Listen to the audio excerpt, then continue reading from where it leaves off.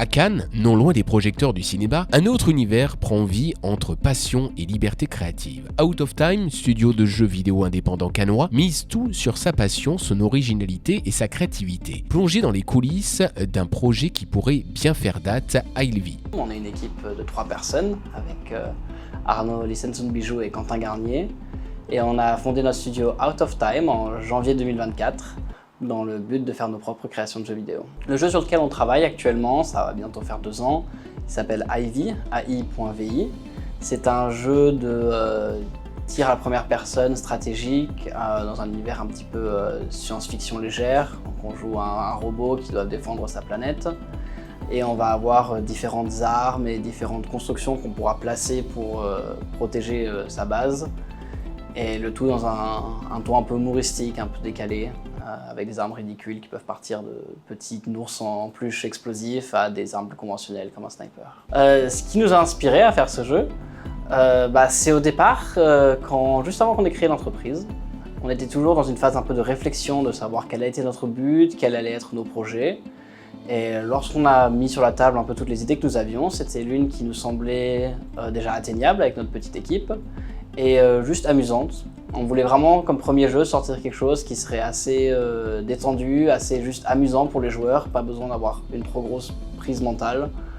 Et ça nous a amené, ça a évolué et on s'est retrouvé avec le Ivy qu'on a de nos jours.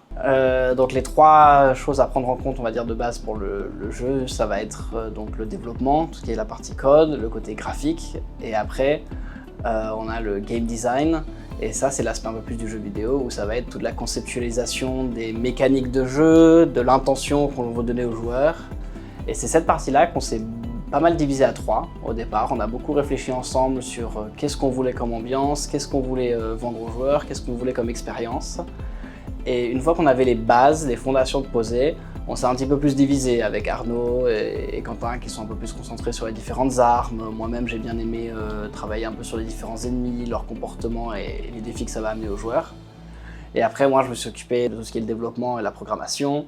Arnaud fait l'animation. On a un 4e graphiste qu'on a recruté dans l'équipe pour s'occuper. Et Quentin, lui, s'occupe encore beaucoup de tout ce qui est la gestion de projet, l'organisation et être sûr qu'on respecte nos timelines. Jusqu'à il y a encore peu d'années, il y avait essentiellement 2 pôles de jeux vidéo en France, Paris bien sûr, et Montpellier, qui sont historiquement le site d'Ubisoft. Mais on a une très grande scène indépendante en France, le jeu vidéo s'y porte très bien. C'est juste que dans le sud-est, dans la région PACA, on n'a pas encore ça qui est en place. Heureusement, ça se développe de plus en plus, on a des opportunités. La région offre des bourses qu'on peut obtenir. On a toujours le CNC qui soutient surtout le territoire français. Donc c'est grâce à ça qu'on se dit qu'il y a quelque chose qui se développe ici. Donc on est le 2e studio qui tient encore sur Cannes. Et on tente de vouloir faire grandir cette région parce que c'est quand même là où on a fait nos études, on a grandi, certains d'entre nous ils sont nés sur ce territoire cannois. Et on veut vraiment le voir grandir, créer une sorte de 2e pôle qui est dans cet art qui est le jeu vidéo. C'est un petit peu compliqué de prévoir comment est-ce que ça va fonctionner. Moi, mon objectif principal, c'est surtout qu'on sorte le jeu. Et ensuite, les ventes, j'avoue que je m'en fiche un peu, tant que je sais qu'il y a des gens qui y ont joué, que ça a intéressé, que ça a plu. Si l'objectif, c'est d'avoir des fanarts, c'est de savoir qu'il y a des gens qui sont assez intéressés pour redessiner les persos qu'on a dedans, ça, c'est la vraie preuve de réussite. On a déjà plusieurs pistes pour d'autres projets, même des projets qu'on a voulu faire avant Ivy, mais qui, pour des raisons X ou Y, ont été repoussés. De l'idée, il y en a. On est plus ou moins fixé sur ce qu'on veut faire après, mais de genres assez différents, oui, tout à fait. En parlant de genres différents, zoom à présent sur Radio Games, également installé à la Bastide Rouge. Ce nouveau studio mise, lui, sur un tout autre terrain, la compétition et plus particulièrement de l'e-sport. On se lance sur cette aventure de créer un studio de jeux vidéo qui s'appelle Radio Games. On n'a pas encore créé la société, mais c'est en cours. Et c'est une continuité par rapport à notre master. Alors ce projet, c'est notre premier jeu vidéo qui, on espère, va avoir une certaine popularité et nous permettra de décoller au mieux. C'est un jeu vidéo qui est compétitif et on aimerait se lancer sur la scène e-sport. Disons que notre envie de créer un studio de jeu vidéo, c'est fait parce que l'industrie du jeu vidéo est en peine. que la plupart des jeux vidéo sont contrôlés par des studios dits AAA, c'est-à-dire des gros studios à gros budget.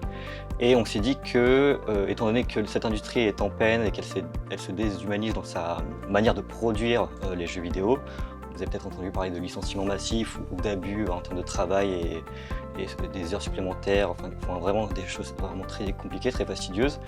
Nous, on aimerait que redorer en fait l'image du jeu vidéo, en refaire quelque chose, un art à part entière, quelque chose de créatif, d'éthique et d'inclusif. On veut sortir le jeu en free-to-play. Ouais. On essaiera de se financer après avec des achats dans le jeu qui n'impacteront pas du tout le gameplay. Donc nous, vraiment, c'est ce qu'on vise, c'est de pouvoir créer un jeu qui soit à contre-courant de ce qui est vu et revu dans le milieu du jeu vidéo. Et en plus de ça, faire en sorte que le jeu soit gratuit et accessible à tout le monde. Le jeu, c'est Synthopolis. Alors pour faire un gros résumé, c'est un jeu de chat et la souris qui reprend des mécaniques de grappin, de parcours.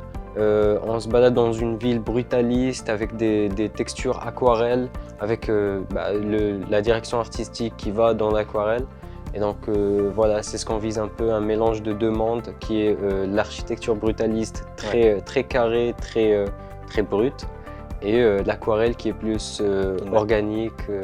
Une matière vivante. organique. Ce qui crée un paradoxe visuel entre l'architecture brutaliste qui s'apparente à tout ce qui est bloc soviétique, qui est quelque chose de très fonctionnel, très épuré, et la matière organique qui est l'aquarelle qui crée vraiment des visuels uniques. Et donc voilà, si on reprend le concept du chat et la souris qui parle donc au plus grand nombre, ce qui permet en fait d'avoir une immersivité très rapide, de ne pas avoir à expliquer les règles du jeu, non pas qu'il y ait un problème à ce que les règles du jeu d'un jeu vidéo soient compliquées et sophistiquées, mais on trouve qu'il est très intelligent de reprendre des choses auxquelles tout le monde a au moins joué une fois dans son enfance. Tout ça, en fait, tu l'apprends sur le tas. Faut juste prendre un projet sérieux et faut être ambitieux. Faut pas juste se dire ok, je commence, je prends un petit projet. Non, prends un truc ambitieux, lance-toi et même si tu fais des erreurs avant, petit à petit ça va se corriger et après tu pourras revenir sur ton ancien travail et le corriger. Voilà. Donc faut juste se lancer et tenter le tout pour le tout. Voilà.